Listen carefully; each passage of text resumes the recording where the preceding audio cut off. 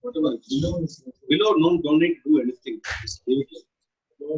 And then we will have to do a below application. We'll see how the flows. So, what should I do, da? No, I've already done it. Don't worry. I did it. So, are you going to stop first? I have already stopped your sharing. Deepak? Deepak? Can you hear me?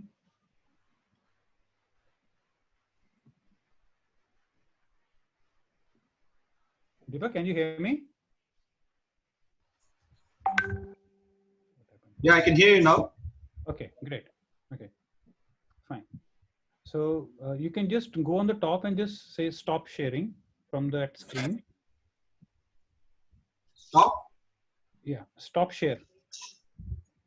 It's a red color mark you will see. Stop participant sharing. Just stop share only, your screen. Vimalan is saying something. Can you hear? Wait, just tell Vimalan to say yes. Dr. Padaria, can you see my screen? Yeah. The server slide. Angela, we are starting, man. You should join. International Pharmaceutical Group. Is that the one? Yeah, yes, sir. Yes. I can see it. Deepak, it's fine. Don't worry. It's fine. Good. Okay. When you're free, just join. Thanks. Yeah. It's fine. So we are already on the job. Sharing screen. Now I don't have to. No issues. We are already there.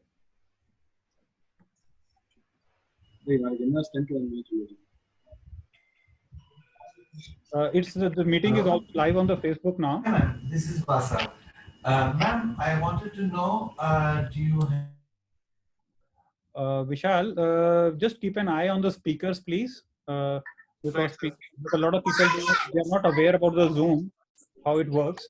Right. So a lot of kids, they speak in the back. So it's really very disturbing for the speaker, really. Yes, So sir. just make sure that all the audios accept the people. But when the talk starts, then mute all audios. Right, sir. Right.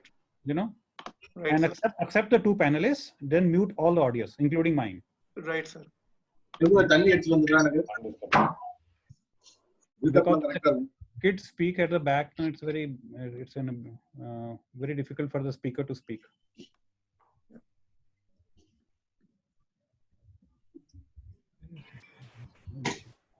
Hi Rahul, good afternoon. Hello, sir. How are you? Dr. Dekivadia is there.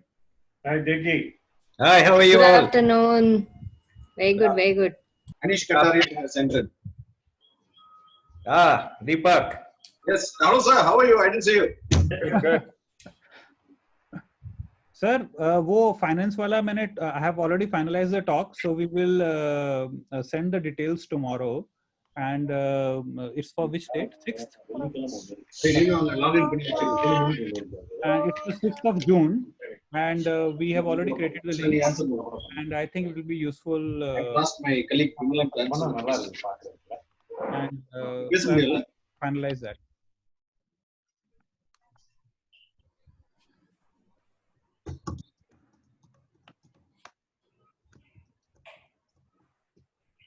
ये place हो जाएगा stop कौन सा है इसके बाद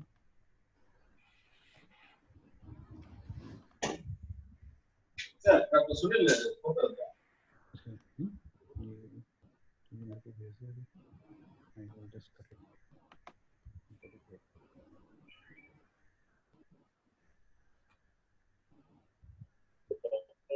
for everybody else. So many people will realize that digital is the way to go. Rahul, if we do the whole conference like this, I think we'll be saving a lot of money, isn't it?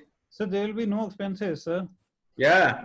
So but sir वो ऐसे मजा कैसे आएगा फिर आपके साथ ऐसे बैठ के ड्रिंक करने का बातें करने का तो फिर आना ना वो तो है किसी को गले भी नहीं लगा सकते of course है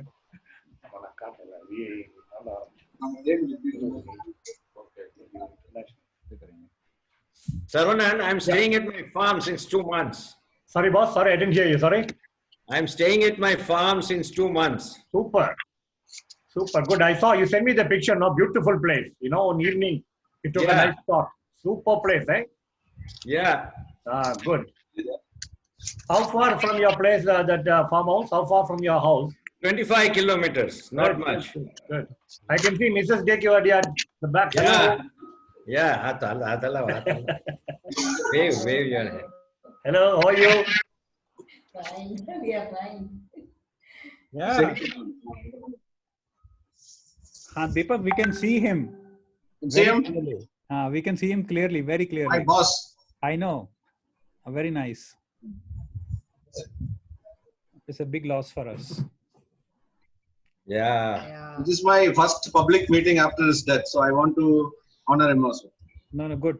Thank you. Yeah. Important. Nice.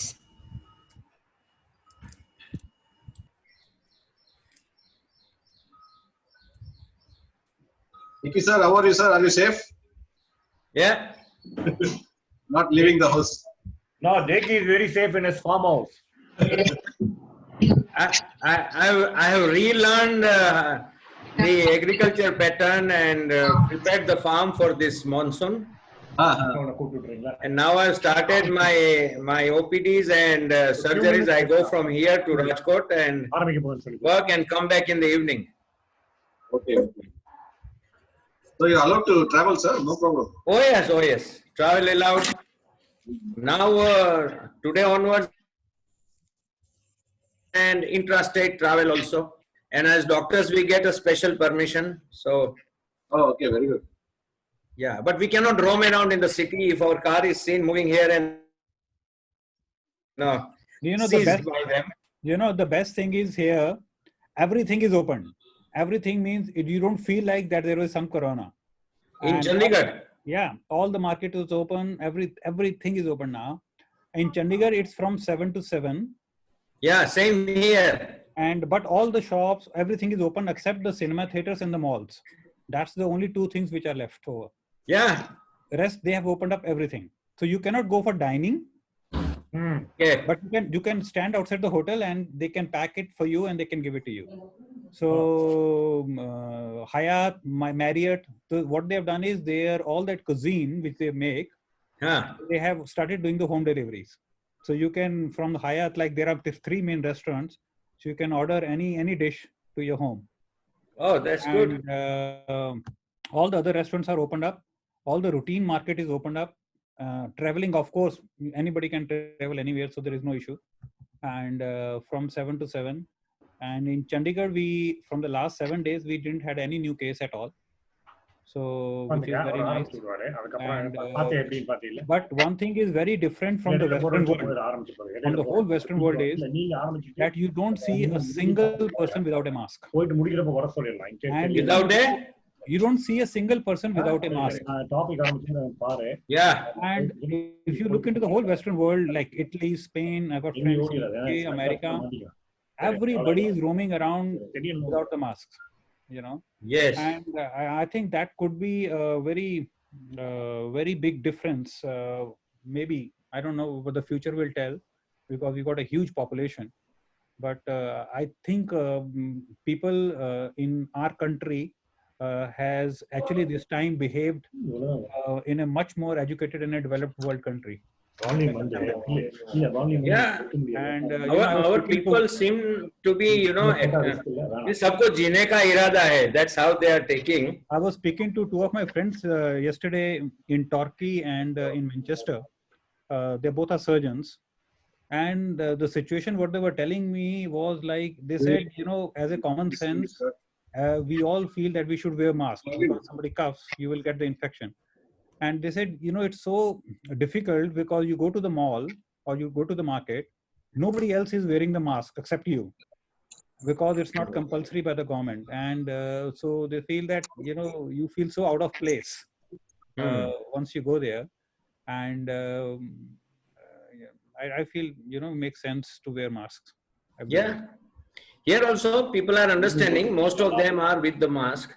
But certain young people, they don't follow the thing and they just want to roam about and all that. One of our 2 staffs went to Punjab, to their hometown in a village. Huh. We were very surprised to hear, like they didn't inform anybody that they're coming. So they went from here in the evening. They went to the house late in the night. They said 8 o'clock morning, the Sarpanch with 2 nurses were there at their home. Uh-huh. So all the villagers and everybody are so vigilant that anybody who's coming into the village, anybody Right. outside. So they're coming, they taught them, put in the sticker that your daughters will not go out of the house. And so like the whole village and everybody is taking very, very good vigilant on the people who are coming and going out of the village. So which was Here in Gujarat also, any newcomer comes in any village, a board is displayed and he is asked to quarantine himself. yeah. And the neighbors, they make sure that he doesn't come out. Yeah, yeah. But one great thing, Rahul, what I have enjoyed over here, that my farm is about 25 kilometers from Rajkot, and the village to which I belong is 5 kilometers from my farm. So in the boundaries of my farm, we don't have corona. So I've never used a mask, nothing. We're just moving around comfortably. But I'm not leaving the farm. Whenever I now started going to Rajkot, I go with that N95 mask and everything. And we work in PP kits. That working in PP kits is a nightmare. I know, sir. I know. Sir, should we start? It's 4:03. So yes, exact 4. We should. Okay, fine. Okay, so welcome all to another session of Venous Association of India. And it's a very interesting talk today. First of all, I'd just like to thank Servier and Sadia Pharmaceuticals for all the support they are given to us. And I'm just going to put in 1 or 2 slides from them mentioning that all the products, ingredient, what they use, they are not procured from China, they are procured from France, so that people don't have any misconceptions. And Sadia wants to thank all the healthcare professionals and supply chain and pharmacists and for doing such a heroic work. And I also like to remind now only in the beginning that, please don't miss the next session on 22nd. It's a very interesting topic on pelvic congestion syndrome by our own Dr. Deki Wadia. And it will be a panelist will be Dr. Gurjeet Singh and Dr. Vivek Singh. And so please be on time for the next Zoom session also.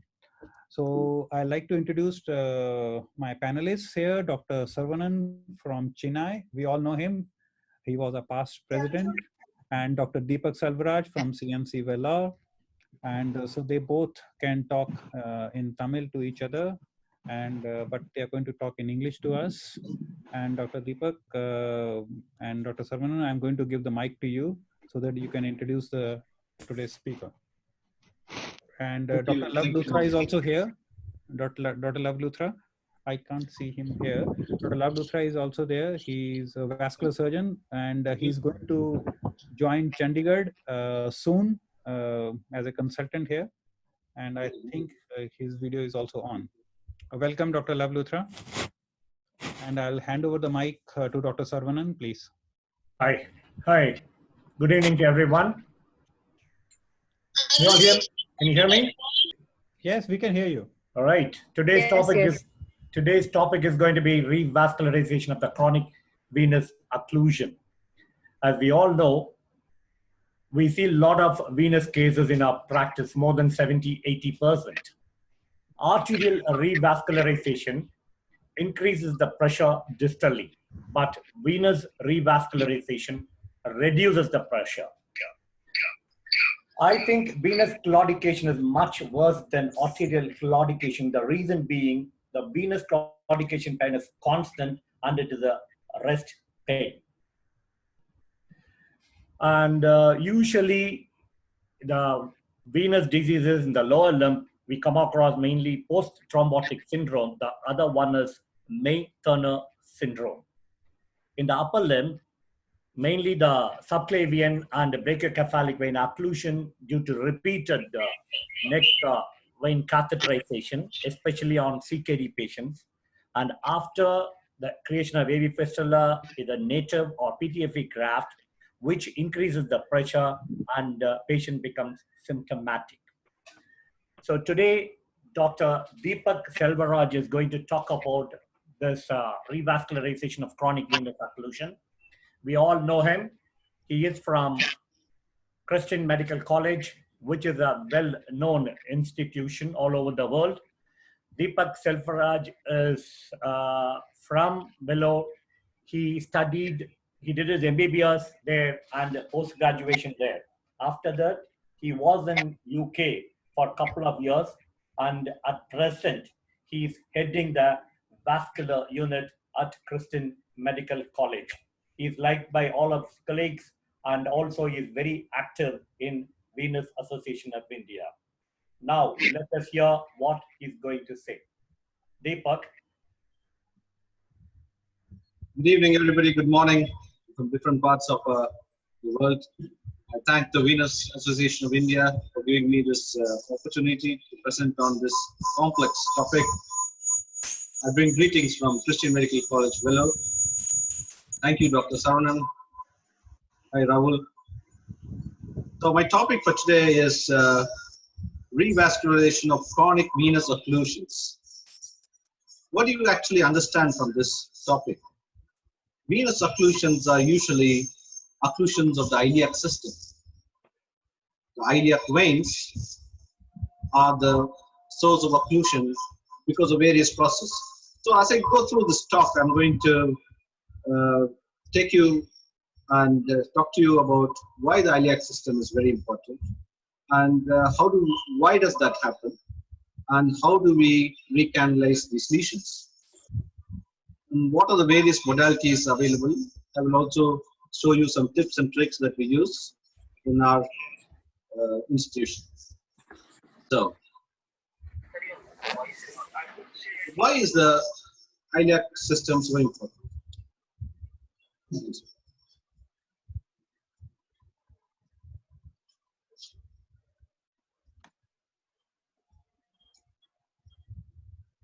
So Deepak, you can continue. Complex disease. Hello? Many contributing factors. Most of the research is centered around healing the venous ulcer. But in our institution, we also find disabling limb pain and swelling, which patients present with. Dr. Deepak? And, yes? Sorry to interrupt you, but there is some background voice coming from your side, I think. Yes. Your voice is like... some background noises. Can you just reduce your...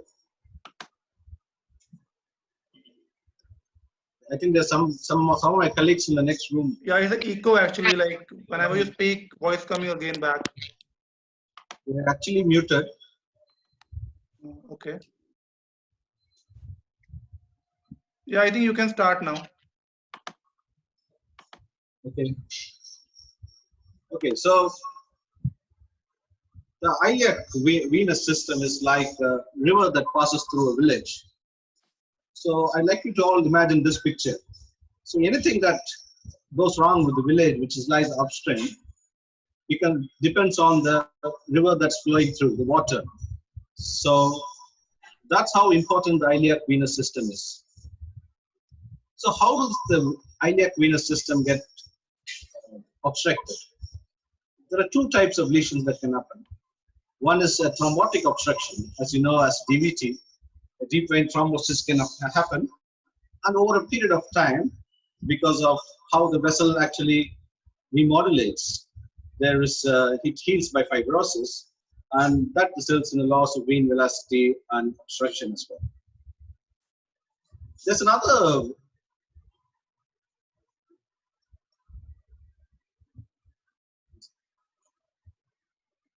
non-thrombotic obstruction also that is possible. That could be because of some tumors, retroperitoneal fibrosis, but most commonly we see non-thrombotic iliac vein lesions because of May-Turner syndrome.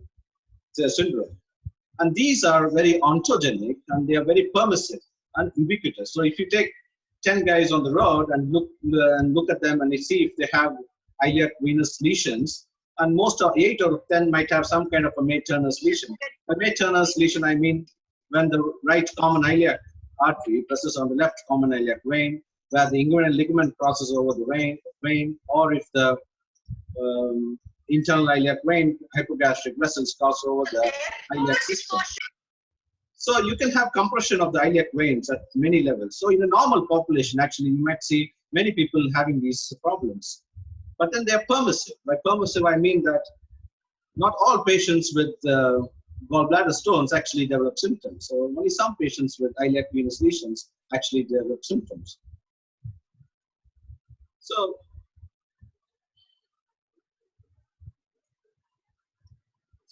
how bad is this obstruction? Now, what you understand, these are very different from arterial obstructions in the sense that if you look at this Poiseuille's equation, and if you look at the volume of blood that flows through the iliac veins, it's like a cylinder. It depends on fourth power directly proportional to the fourth power of the radius and inversely proportional to the length. So a 16 mm iliac vein which gets occluded, and if it starts developing collaterals of 4 mm, actually you need around 256 collaterals to give the same volume of blood, which is grossly inadequate. When you see a iliac venous occlusion, you don't see so many collaterals.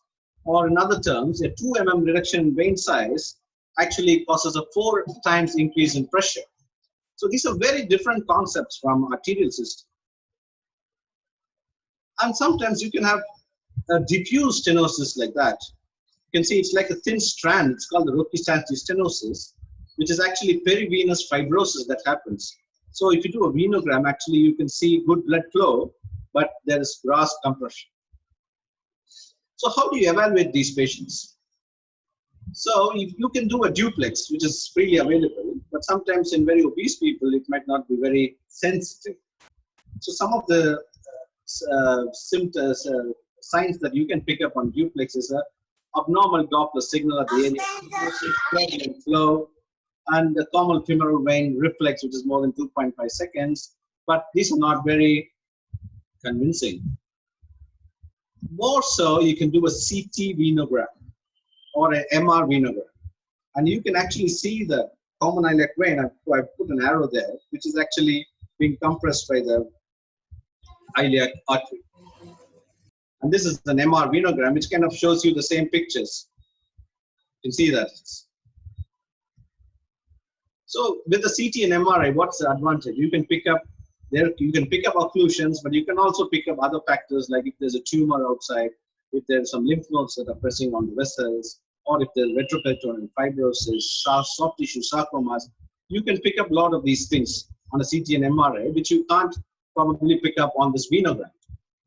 So at Bello, we do a lot of venograms. Why do we do venograms?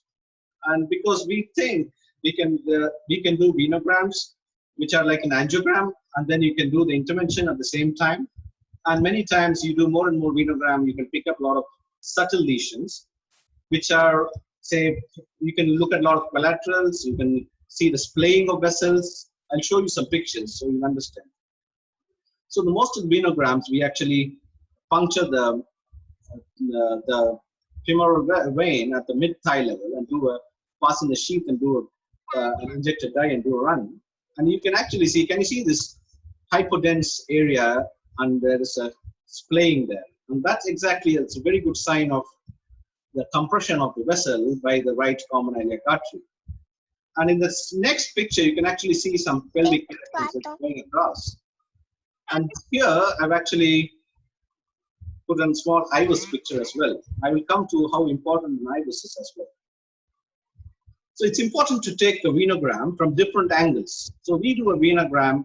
All venograms are done at 0 degrees, 45 degrees, and 60 degrees. And sometimes you can pick up subtle collaterals, compression, diffuse stenosis, splaying of vessels when you do it at multiple angles. So many times you see that the venogram is normal, and then there's good flow of the dye into the IVC, and you think it's all normal. And that's when we think many of these patients who are symptomatic, who have non-healing ulcers, actually benefit from an IVUS. And I tell you, if the more and more IVUS you guys do, you will find that you can't work without an IVUS. And the most important point in IVUS is it actually tells you the exact location of the compression, which you can actually miss with a venogram because the venogram is two-dimensional. And so, like look at this. This is a example of an IBUS which we recently did, and you can actually see if the venogram appears normal. There's normal flow. There are no collaterals. It appears a bit narrow, but it's more or less normal. There's hardly any compression there. But actually, in the IBUS, you can see this trabeculae. And that's a very important sign that there are webs inside the vessel, which can be picked up by the IBUS. And this is another post-thrombotic. This patient actually, the venogram was very normal. And when we did the IBUS, we could actually see an area of very focal stenosis, which you can actually miss out on the venogram because of the two-dimensional effect of the venogram, in spite of doing it at multiple angles. Now I'll show you what our actual protocol in treating a venous ulcer is before going on to how we manage occlusion. So all patients with venous ulcers, we actually start them on, we treat the superficial incompetence. We do either a radiofrequency ablation or a EVLT or a laser ablation, or we do MOCA. We treat the superficial system. We start them on compression therapy, which is 4-layer bandaging, and we wait for at least 3 to 6 months, that is 4 to 8 weeks for the ulcer to heal. And we don't rush in and treat the deep venous system to start with.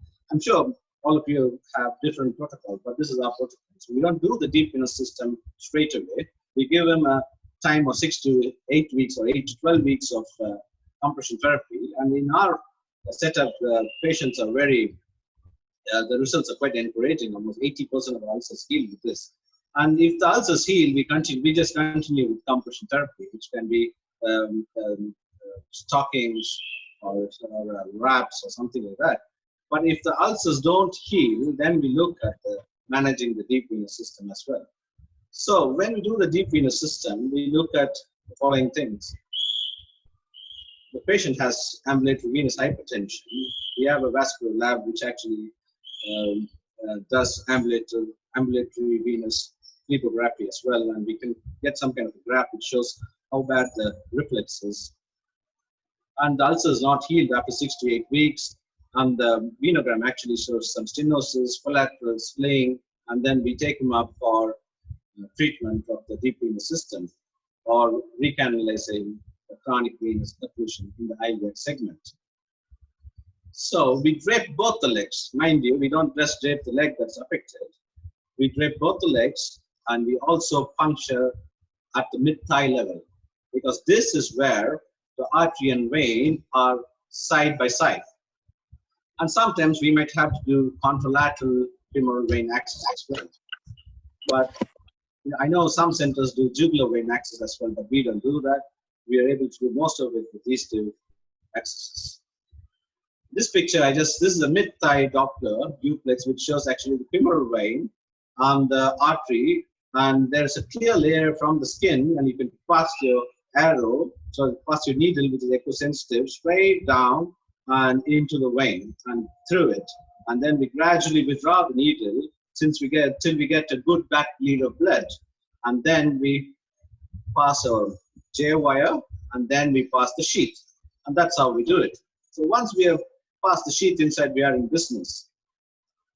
So that's the hardware that we use. We use a lot of balloons. We use non-compliant balloons for very tight lesions. We use large balloons. We use serial dilatation. But most of the time, we use the Atlas balloons, which are huge, 18 mm, 20 mm balloons, finally. And the stent that we've used most is the wall stent, because of the stent characteristics that the wall stent has.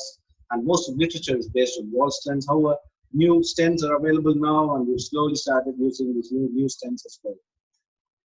And that's a picture which actually shows a wire that's gone across. This is a patient with MTS. So there's a difference between post-thrombotic legs, which are PTS, and the May-Turner syndrome, which are non-thrombotic iliac vein lesions. The MTS lesions are very easy to recanalize. The wire just passes across, there's no issues. And you see here, we've actually passed the wire, and then there's a balloon as well that's passed over the wire. And then we serially dilate it and stent it. And most of the times we use a O14 or a normal O35 glide, which we can change it to an amplatz, or we can do the whole thing with a semi-stiff wire. And we use a balloon, like I said before. And if it's a very tight lesion, we use smaller balloons and serially dilate them and then gradually progress. And we use the finger spinning technique to pass the wire into the IVC. And you always have to make sure you're into the IVC. It's very sure. It's very easy to go into a collateral. It's very easy to go extra anatomic. But the good thing about veins is even if there's a small hemorrhage, nothing happens. You can go ahead, come back into the lumen, stent them, and the extravasation stops. So post-stent deployment for plasty, after plasty, the success rate is the important thing is complete disappearance of all the collaterals. I'll show you some pictures. So these are some of the tips and tricks that I actually told you about. You will find that, yeah, daunting lesions can be surprisingly easy. You see a lesion, there's hardly any flow of dye, and then the wire kind of passes so easily. Whereas another time, you'll see a very focal lesion, it's very fibrotic stricture. You think you can pass it, you can pass the wire easily, but mark you, the lesion can be very difficult to cross. So always follow the normal anatomic path. Free hemorrhage is rare. Stay to the right of the vertebral column. So this is a very important slide. Actually, you can see the diameter has to be of stents that are used, the normal diameter and the normal area. So it's external iliac vein is around 14 mm, common iliac vein 16. You can go up to 18 as well, and that's the area of stenosis. You can actually use the IVUS to calculate the area of stenosis, and if the area of stenosis is less than what is here, then we can calculate the percentage of stenosis. As I told you, just a 2 mm decrease in the diameter of the vessel can increase the pressures quite a lot. So that's why an IVUS is very important, because a 2 mm reduction in the arterial size, arterial diameter, actually causes no problem in the arterial system, and you don't even need to do anything. But whereas in the venous system, a small drop in diameter size can cause an increase in distal pressures. And that's how we stent. This is a good picture. I took it from the net. Actually, you can see the wall stent going right across into the IVC. So it's very important that the stent to stent, it goes across into the IVC, because this area, the junction of the common iliac vein, is the area where the vessel crosses above, and you have maximum pressure there. And then the stent can actually slip down if you actually don't stent it well into the IVC. So after we actually recanalize and stent, we give them compression therapy every 4 hours for 24 hours. And then we start anticoagulation with NOACs for at least 3 months with ecosprin. And we also always do a screening duplex ultrasound before we send them. Make sure it's flowing before you send them. We don't want them to come back within a week with a DVT. And for post-thrombotic legs, I'm going to show you some pictures how bad they can be. We actually started doing a venogram at around 6 to 8 weeks, because that can pick up instant restenosis, but like nobody else. And we use an IVUS to see if our stents are looking all right. Because mind you, in a post-thrombotic leg, the venous inflow from the legs is not great. You might ask me a question, why do you have to only stent the iliac system? And what about the femoral vein? What about the veins in the legs? And the understanding is the collaterals in the around the thigh musculature are pretty good, and then the profunda vein and all the collaterals make up for the obstructed femoral vein, and they bring all the blood into the common femoral segment, and then it's the iliac veins where the collateralization is not great. So once that's the outflow, the common outflow tract. And then there's the Starling's resistor, the abdominal fat, which compresses on these veins, and all these other factors. So if you take care of the iliac system, then your job is done. So look at this picture of a post-thrombotic leg. See how bad the venogram is. It's actually, it's hardly, you can't even see the iliac vein, and we couldn't get access. This is actually a patient who had a combination of May Turners on top, and he was actually an IV drug user. and he had a blocked common femoral vein. Some colleagues of mine, Bobby and all, who actually do endovenectomy here, but we try and do the whole thing endovascularly. And so that's the inguinal ligament, that's the area, and there's hardly any femoral vein seen there. We couldn't come antegrade, the ipsilateral side, and so we had to puncture the opposite side. We had to come back down like this. We had to snare the wire from here, and then use a balloon to serial dilate, and then we went across into the IVC from here, and then we stented it. And this is the same patient actually, we've stented it. The collaterals have disappeared. We had to use a very long stent and almost 18 mm balloon and 18 mm stent to recanalize the segment. This is another patient who had a similar one. I've just put up these things to tell you the common femoral vein segment is also very important. That's because that's the main inflow tract. So we have to always stent into the profunda vein because the blood has to come into the iliac veins through that. So this segment is also very important. And very often you will find tight stenosis here, which in our experience is because of the inguinal ligament that's pressing on these veins. And so opening that tight stenosis here is very, very important to get the proper inflow. So there's good inflow and then there's good outflow. So that's the same patient. Once we've done that, there's good flow, there's all the collaterals have disappeared.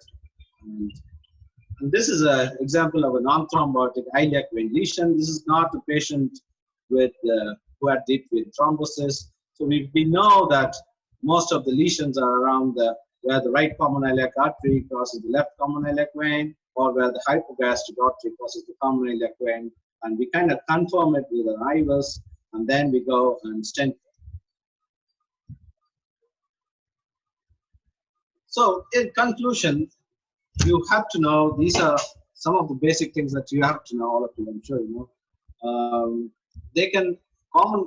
Chronic venous occlusions of the iliac segment can occur due to either a post-thrombotic leg or a non-thrombotic iliac vein lesion.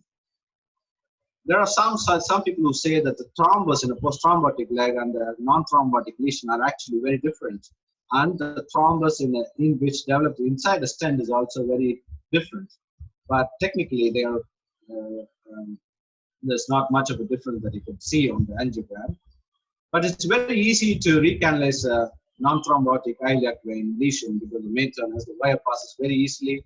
It's very difficult with a post-thrombotic leg.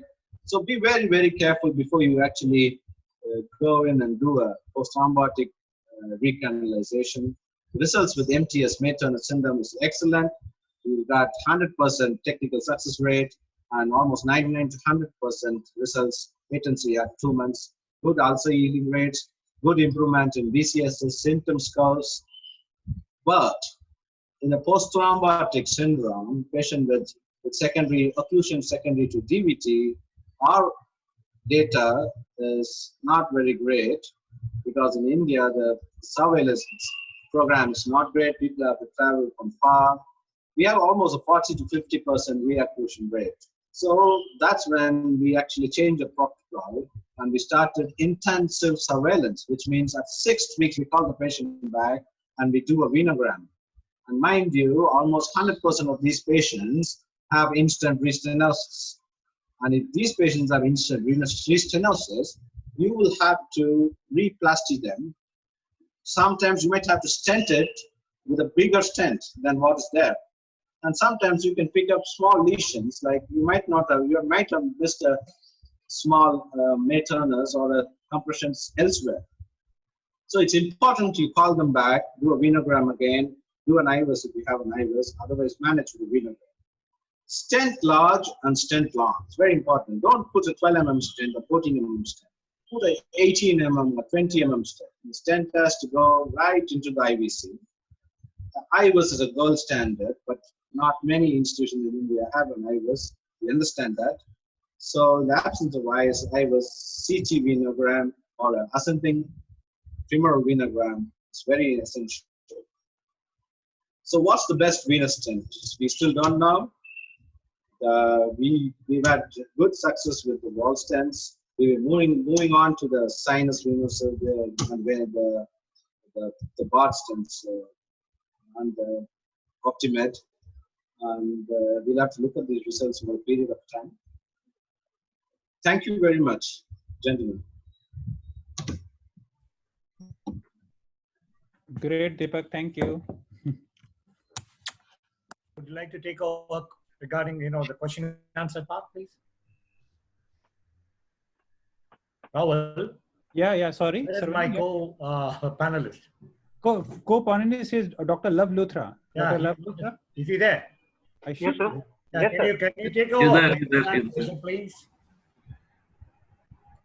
Hello, sir. Bedi, sir. Hi, Hi, Dr. Bedi. thank you, Deepak. That was excellent. May I ask a question? Yes, sir. Yeah. So basically, see, we are all arterial and venous surgeons or interventionists, and there is basically a change of mindset whether when you're treating artery and vein. In an artery, for the benefit of any students, if they are there, a 70% stenosis will produce a significant fall of perfusion pressure. While on the venous side, just 13% stenosis will produce a downstream pressure which is high. So this is something you have to keep in mind. It's not just the degree of stenosis. Now my question to Deepak is, do you over dilate, or how much do you over dilate? You always post stent dilate or not? And if you do, then do you over dilate or not? And how much? Absolutely, sir. It's very important to understand upstream pressure and downstream pressure. And if you go into the physiology of why 10 to 15% stenosis in a venous system is actually quite significant, which not most people who do the arterial angioplasties, like you said, they always want a stenosis which is more than 50 to 60% to actually think it's significant. Whereas on the venous side, 10 to 15% stenosis is as good as significant as you can say. The important thing is the IVUS actually can pick up that. Otherwise, you are actually eyeballing most of the stenosis. To answer your question, we've started using 16 mm or 18 mm Atlas balloons to dilate most of our stents. And then most of our patients, there's Indian patients actually can tolerate up to 18 mm stents very well. And so we use if you are using an 18 mm stent, we dilate with the 18 mm balloon. Now the only thing is when we have a 16 mm or 18 mm stent and they actually come back with the instant restenosis, then you find that if you use the same 16 mm stent, the instant stenosis is very tight and then you can't really make a difference. So that's the one time when we actually upgrade the balloon and go on to a 20 mm Atlas balloon, something bigger. But otherwise, we actually, balloon and stent are almost pretty much the same. Okay. I hope that answers the question. Yeah. Only thing was, how much do you over? Like I would generally over dilate 15%. So is that standard with you? So we started with 16. We see it depends on if a May-Turner syndrome. We to start with we go on to a 16 mm balloon, Atlas balloon. But if a post-thrombotic leg, we are very careful. If the multiple tight stenosis, tight fibrotic lesions, then we sometimes even start with a 6 mm balloon and we use Mustang non-compliant balloons, and then we serially dilate them, and then go up to 12, then go up to 14, then 16, and then 18. And it depends. If you have an IVUS, you can actually say how much you have to dilate. But most of the times, in the beginning of this thing, most of our cases we didn't have an IVUS, and we had to eyeball most of it. So we used to stent large and long. So we used to use 18 mm stents standard, and we stent IVC to up to the common femoral. Deepak, I have got another question for you, Deepak. Yes, Rahul. Yeah.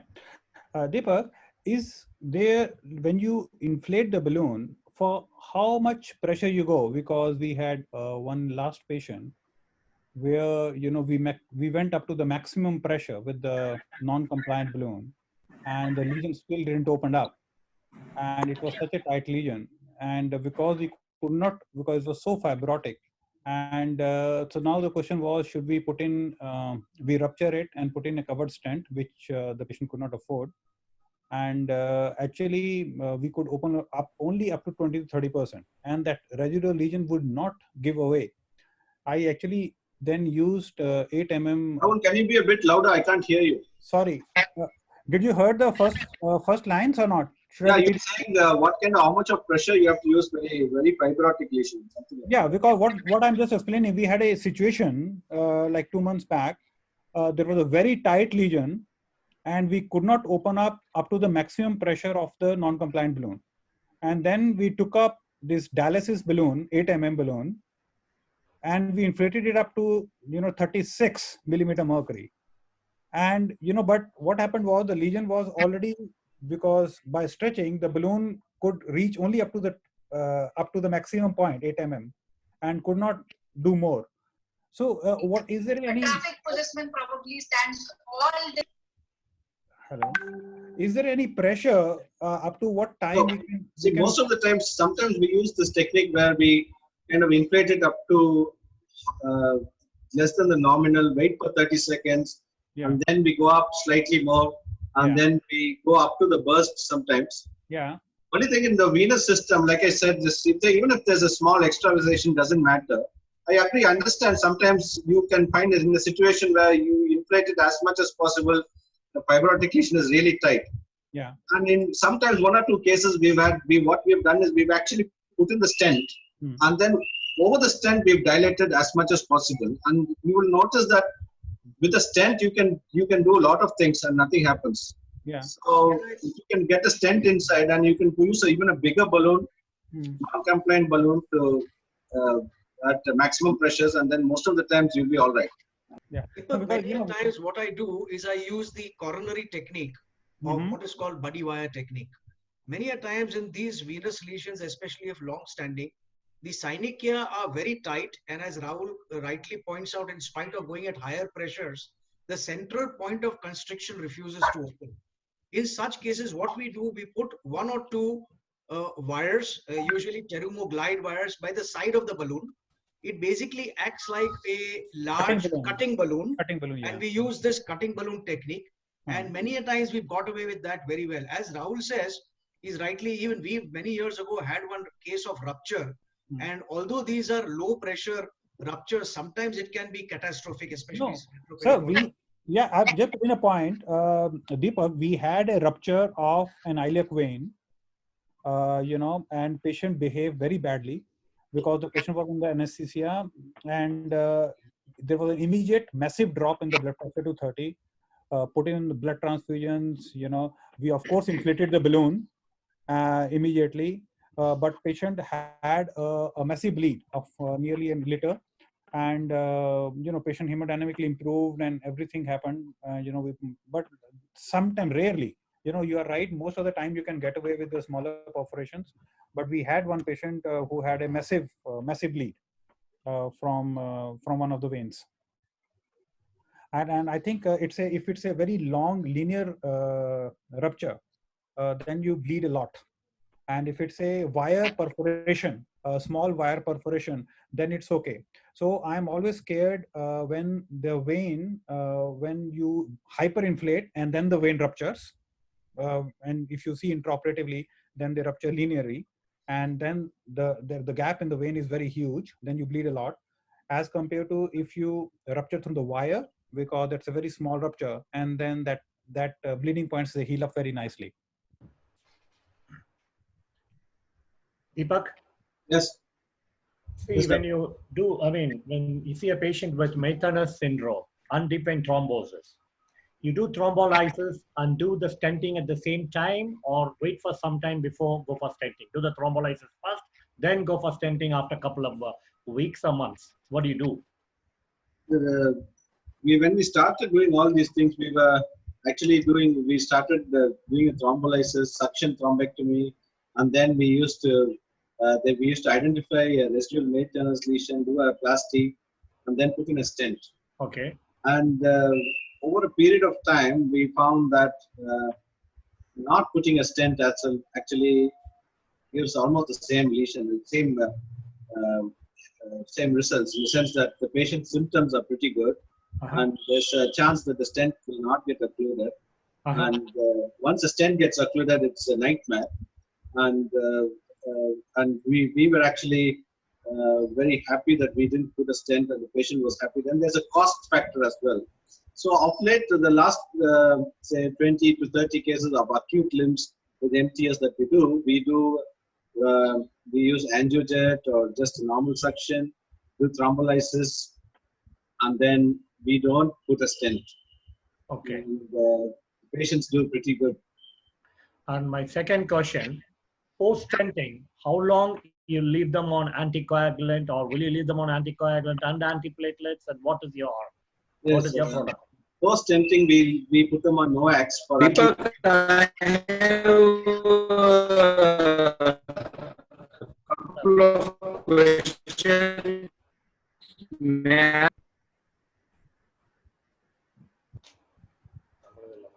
Hello, can you hear me? Yeah, now I can hear you now. So post-stenting, we actually put them on NOACs for at least 3 months, along with an antiplatelet, which is usually Ecosphere, and then stockings as well. Very good. One more question. Yes. Rahul, I have 2 questions. I want to ask 2 questions to Deepak. Yes, sir. Okay, Deepak, any experience with stenting on the right iliac vein? That is question 1. Yes, sir. And question 2 is, in a known case of deep vein thrombosis, and you are having this post-thrombotic syndrome, and you are having superficial refluxing veins, what would you recommend first to clear the deep veins with a stent, or you would treat the superficial vein first to heal the ulcer? So there, I had actually shown my protocol, how we do. We actually tackle the superficial venous system first, and then put them on good compression. We don't do the deep veins at the same sitting. So we do the superficial venous system. We wait good compression, wait for 6 to 8 weeks, and then we decide where, based on venous clinical scoring scales, as well as the presence or absence of ulcers. So we are very conservative when it comes to the deep venous system. We actually allow some time, and patients usually come back to us. And then, so only a 5 to 10% of our patients, we actually end up with stents in the deep venous system. So many of them. There is one stress in the mind that with a deep vein obstruction in the iliac veins, and you take away the superficial system, which might be a good collateral draining towards the pelvis and reaching the other side, would you not hamper the patient? We actually, it doesn't work that way actually. The superficial reflex is actually not so much as the deep venous obstruction for these patients. And they also have a very bad perforator problem.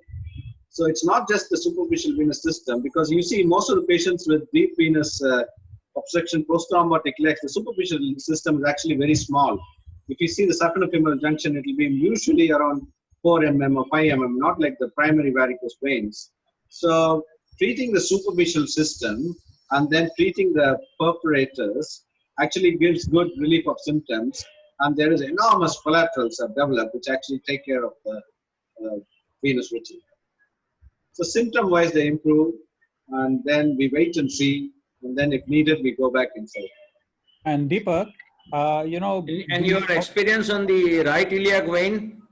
The right iliac vein, we have done it, but not as much as maybe 10% of our cases, or less than that, are actually the right iliac venous system. Latest I can remember is a lady who she's got some kind of a clotting problem, and she came with bilaterally bad legs, and we had to stent both the sides. So we don't see them very often, so to be very honest. And many times it's only the left, so it's a very small percentage is right. So our experience is not great. Very well, an excellent presentation, and a very well narrated and very well demonstrated. Congratulations. Yes, thank you very much, sir. Yes, Rahul. Yeah, Deepak, there has been a lot of studies now where we used to extend the stent into the IVC before. Yes. And now we are trying to restrict the stent as less as possible into the IVC. And but at the same time, you also make sure that you have covered the ostium very well. And so if we are using the wall stent, actually I will if I have, it's an osteal lesion, I normally put in a catheter on the other side to make sure that I go approximately 20 to 30% only into the IVC and don't go fully into the IVC. And if the patient can afford, then of course I will try to use the newer oblique stent, and so that I can place it directly over there at the ostium. And the reason for that is because of the contralateral DVT, which the risk which it involves. Yes, absolutely, Rahul. There's a chance of contralateral DVT, but we've actually not seen one, and we also don't get very. We kind of nowadays we can use road maps as well, so we kind of know exactly where the junction is. Lots of modalities. If you have an IBUS, that's great. Perfect. And I agree with you. You can't be too much into the IVC because there's a chance of contralateral DVT, and then. But we make sure the stent is into the IVC because wall stents jump. Yes, they deploy, they jump. Yeah, that's the biggest problem they have. Not like the modern stent. Yeah, but the cost is really less. Thank you very much, guys. Deepak. Yes, sir. What about upper limb revascularization? You do a lot of upper limb venous revascularization? Actually, we've not, to be honest, we've not done too many. We've done a few cases, upper limb thrombolysis, revascular thrombolysis, upper limb DVTs. Yeah. But the venous toss that we'd see, that is the thoracic outlet system and presenting as a acute DVT is not very common. Yes. We've had a few patients where we've gone and done thrombolysis. We've had a few patients where we actually stented them, and the stent has got occluded. The important thing is to release the obstruction, and in the venous toss, it's not because of the cervical rib, it's actually because of the first rib. So we'll have to be very, very aggressive to do all these things. So just thrombolysis will not really help. Yeah, I'm talking in terms of vascular access. There's stenosis and losing the vascular access. You try to pass a wire, so one of the super wires, V18, whatever it is, it goes, you can dilate it and go near the SVC. After that, you're stuck there. Very, very difficult to cross. The small segment below that I got way, right? Yes. Anybody know? And what is any other tips? How to proceed further in this kind of a situation? Will you go take other wire from the groin, or what? We always, when we're doing the upper limbs, we always have a groin access as well. And sometimes you might have to go through the groin. You'll have to snare the wire from the arm, and so you have access on both sides, and then a lot of things you can do, similar things. But the venous work on the upper limbs is not, we don't do so many of them. Many of them are left with managing conservatively. Yeah. See, usually at the tip, at the end, you're stuck, the small few millimeter, you won't get to cross. Anybody can, any suggestion regarding this, please? You go one wire, you take a wire through the groin, one from the access site, and you cross, balloon it proximally, and when you go near the SVC, some cases you're always stuck at the at the end. Any suggestion how to go about it, please? Yeah, Sarvanan, because that angle is the biggest cause of failure, and that is actually the biggest cause of failure when you do the central venous obstruction on the right side anyway, because of the angle. And if you are how to use the needles, the cardiology needles, and that's one of the easiest access, because you put in a catheter there, you take in the sharp needles, and take it out and put in a 0.14 wire, and then to snare it.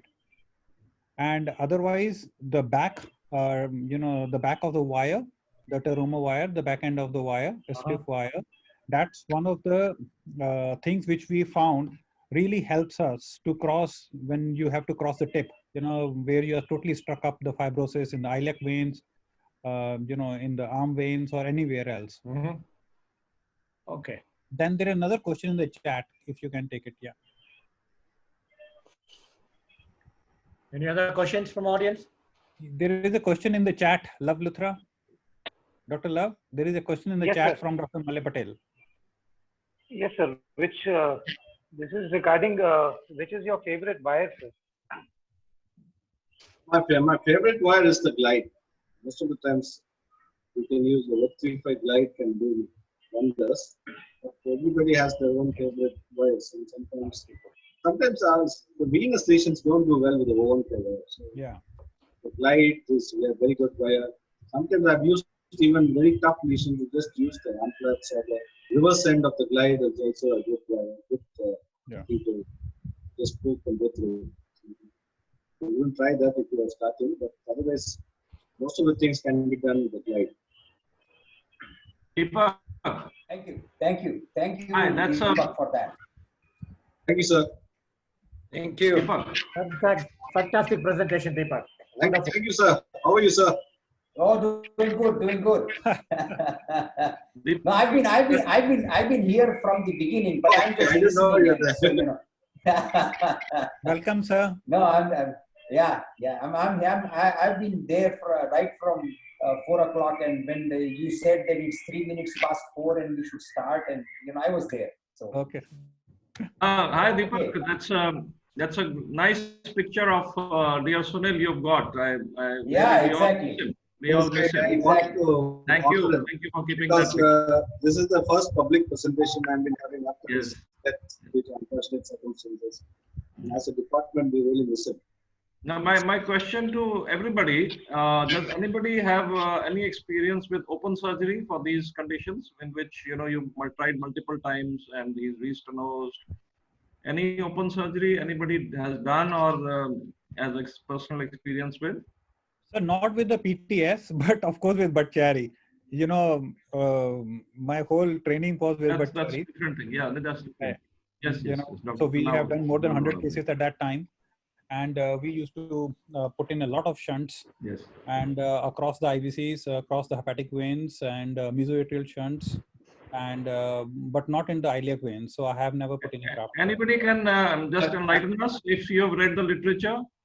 Any what procedure? What are the results? The only thing that is of really good use in these things is endovenectomy. Yes. Because the tight lesion up just below the inguinal ligament is not easy to pass a wire, and you can't stent that area as well. So if you do a plasty, if you stent, there's a good chance the stent can get occluded. So I think Robbie does a lot of it, does a few endovenectomies. We haven't really actually gone down to doing that because most of the times we're very aggressive. We pass a wire and we can actually stent them as well. And we use a 12 mm stent or 14 mm stent at the femoral vein, which kind of keeps it open. But other than that, we've done a few farmers procedure for a few patients, and that's about it. Open surgical work. And Deepak, you are right, because we have done only one case with open venotomy. And rest, if they, because we do an MR non-contrast venograms in all the patients before we take the patient in. So a lot of times we try to go through the long saphenous vein if the vein is patent. So for us, putting in a long sheet, big sheets in long saphenous vein is not a problem. And so we go through that and we enter into the common. So we dissect, we balloon the whole common femoral vein. And if the common femoral vein has got perfunda in, so we puncture the perfunda also. And we have punctured through the SFV also, superficial femoral vein in the mid-thigh with a big sheet and gone in and took the stent down.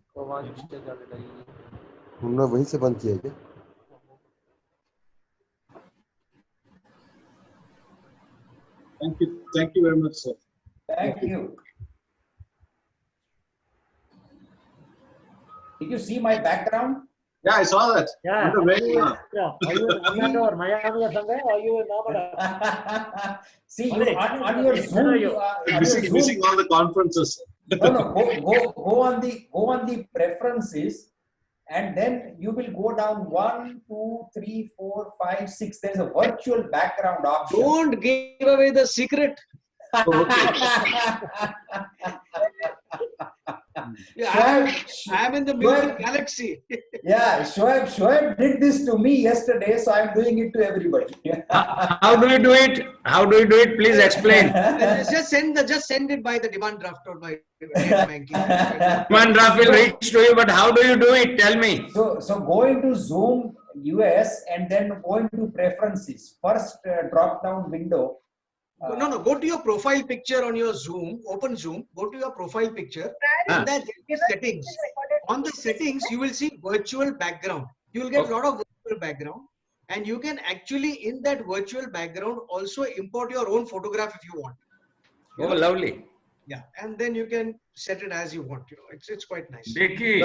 So Eid Mubarak in advance then for you. Such a nice setup. Eid Mubarak to Shoaib, yeah. Thank you. Okay. Yeah. You can choose your companion also. That is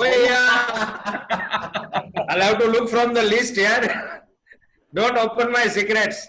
Okay, bye-bye. See you tomorrow, day after tomorrow. Bye-bye. Okay, bye-bye. Bye-bye. So it was a very nice presentation, Dr. Deepak. Oh, thank you. Can you hear me? Yeah. Yeah. I've seen your surgery during my CMC visit. So I want a presentation on EVLA also from your side.